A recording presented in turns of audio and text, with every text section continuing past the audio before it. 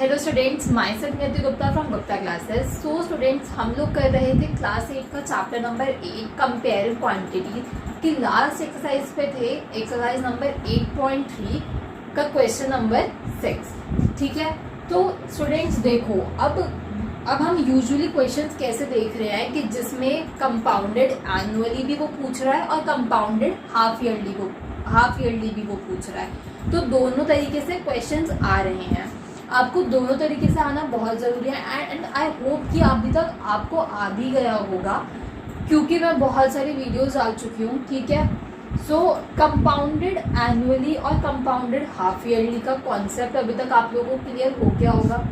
देखो स्टूडेंट्स, अगर आप लोगों को कोई भी डाउट आता है तो आप लोग कमेंट कर सकते हो।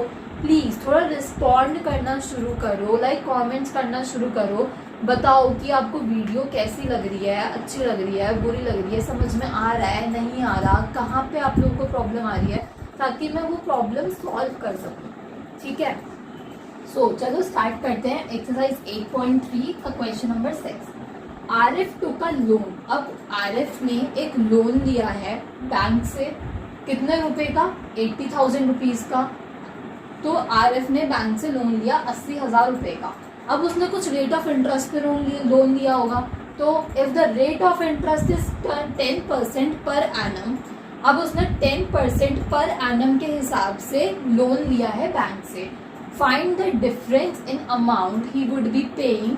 अब हमें डिफरेंस बताना है अमाउंट का जो पे करना है आरिफ को आफ्टर कितने ईयर्स? 1.5 साल। ठीक है, ये इसको हम कैसे काउंट करेंगे?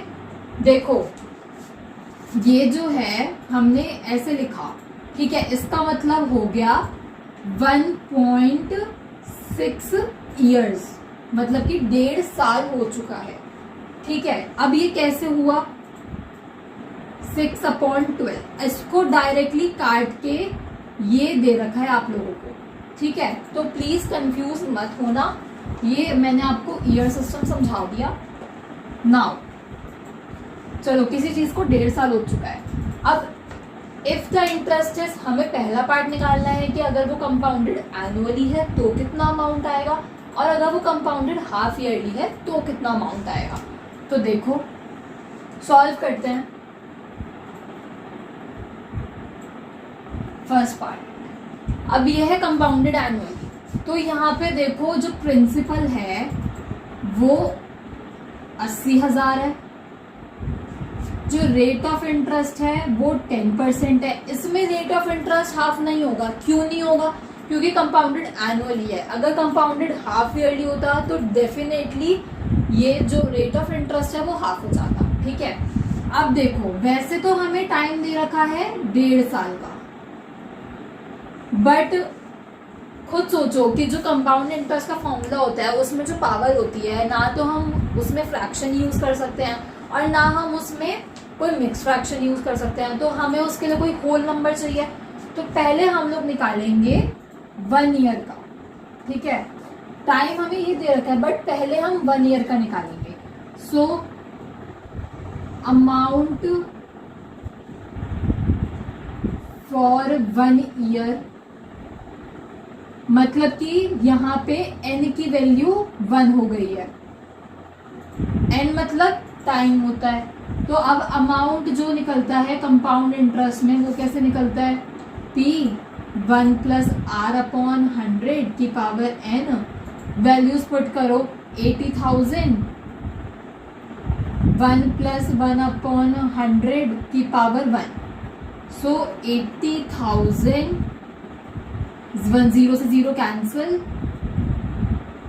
11/10, ये 1 एज इट इज रहेगा, मतलब 1 पावर तो कुछ मायने नहीं देती ना, तो ये 0 से 0 कैंसिल और आ गया ₹88,000। ठीक है, अब अमाउंट आ गया हमारा 88,000।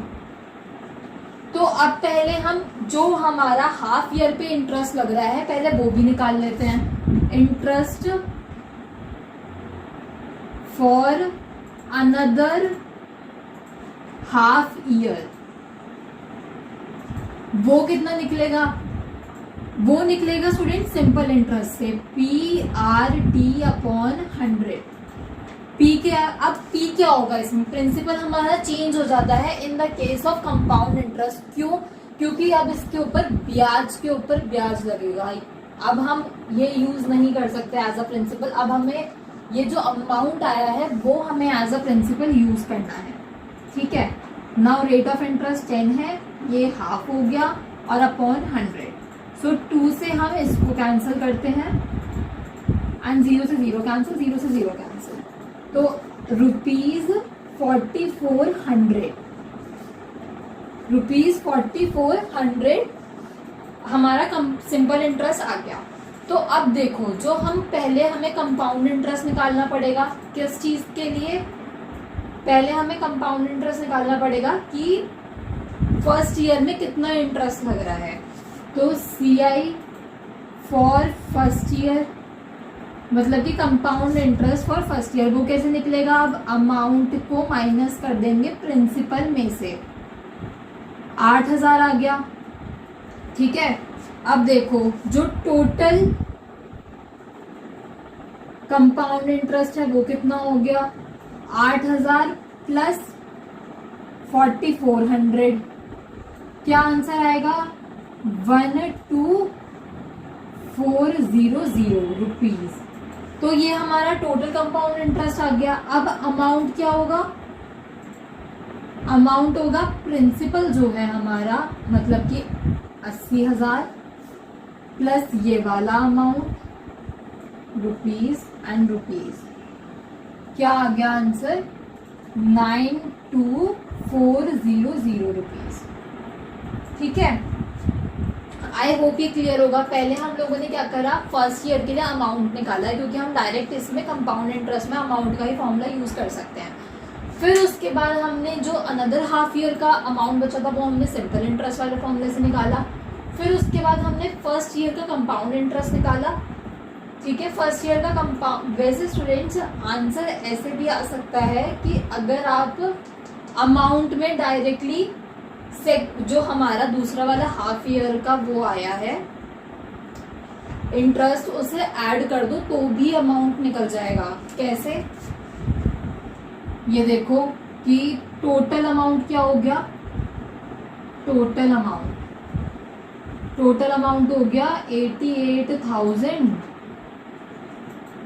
रुपीज, 88,000 प्लस रुपीज 4,400, ये भी हो सकता है।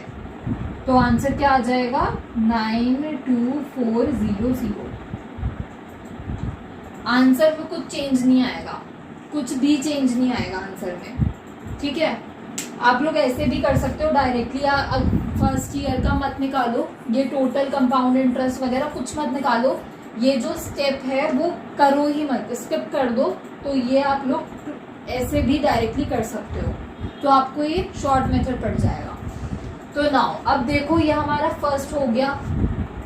अब क्लियरली डिफरेंस देखो कि ये जो कंपाउंड इंटरेस्ट है हाफ ईयरली वाले में, डायरेक्ट फॉर्मूला लगाएंगे, प्रिंसिपल क्या होगा इसमें, ₹80,000 होगा, रेट ऑफ इंटरेस्ट इसमें 5% हो जाएगा, आधा हो जाता है।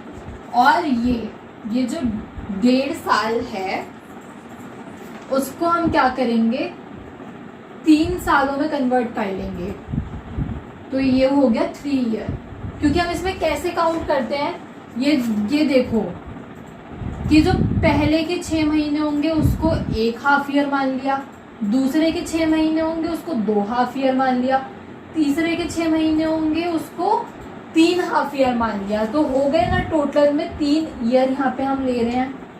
इसमें थोड़ा बच्चों को कंफ्यूजन होती ही होती है, ठीक है।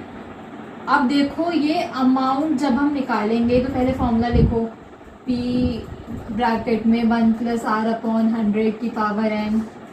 तो अब P क्या है, 80,000 है, 1 + 5/100 की पावर 3, 80,000 105/100 की पावर 3, 80,000 105/100, 105/100, 105/100, कैंसिल 2 0, फिर से 2 0 कैंसिल, क्या बचा 8 into 105 into 105 into 105 upon 100।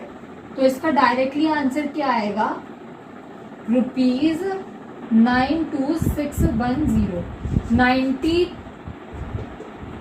92,610 rupees. तो देखो किसका अमाउंट ज्यादा आया है, कंपाउंडेड हाफ ईयरली वाले का अमाउंट ज्यादा आया है। तो अब अगर हमें डिफरेंस बताना है तो डिफरेंस क्या होगा,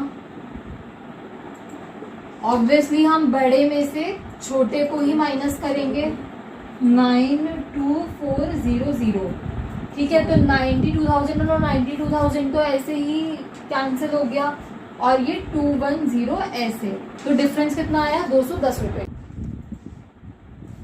सो स्टूडेंट्स, आई होप कि आप लोगों को समझ में आ गया होगा कि हमने ये क्वेश्चन कैसे करा।